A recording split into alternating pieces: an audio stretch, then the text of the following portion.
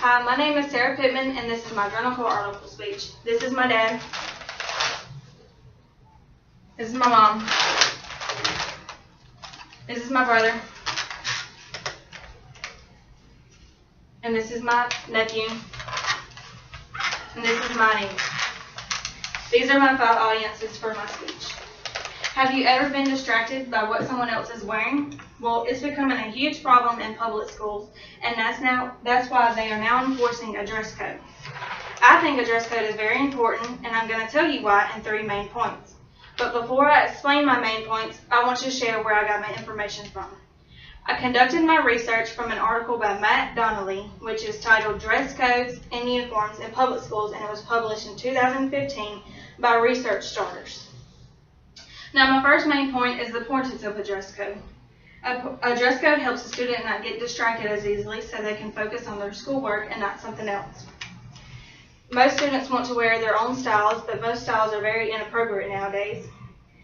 And that's why a dress code is important, and it could also help them guide them to a future workplace.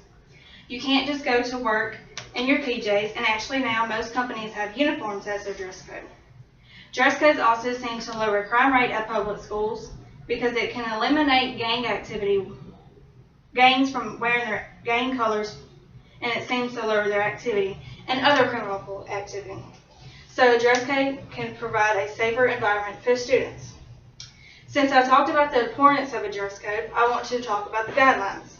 Most public schools cannot wear any hats, bandanas, or any type of covering over their head. Also, tank tops or any type of exposure to too much skin cannot be worn, such as this dress that you have to wear a cardigan or a jacket over this because it shows too much exposure to their arms and their chest. Another rule is no kind of jewelry or clothing can be worn with phrases or pictures that promote profanity, drugs, violence, or alcohol. Some public schools don't even want students to wear any expensive jewelry because it can harm them.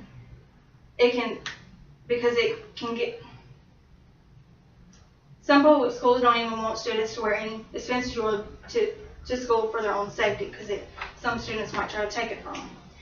And some guidelines for the school are to protect their religious beliefs and to protect their students in every way, such as Pentecostals, they have the long skirts. They want to not offend them in any certain way. And another guideline is to enforce the dress code, so with parents and with teachers. Some guidelines for the school are also those are just some of the guidelines for the school and for the dress code, but there are plenty more rules to obey by. Does the dress code help or hurt the school? Well, according to this article, it seems to help public schools. Most of the study outcomes for the uniform policy are positive data such as lowered crime rate, improved attendances, improved academical performances, and lowered gang influence.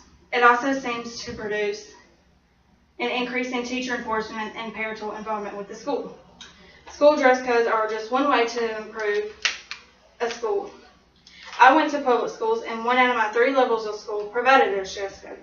I agree that a dress code can help in many different ways. At first, I did not agree with the dress code when I was that young, but now I do understand why they did it. They did it for our safety, and they did it for us going into high school.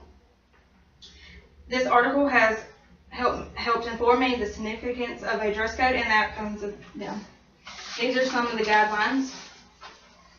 No do-rags or hats, no tank tops or halters, no jewelry, no tobacco or alcohol on his shirt. The pants are sagging.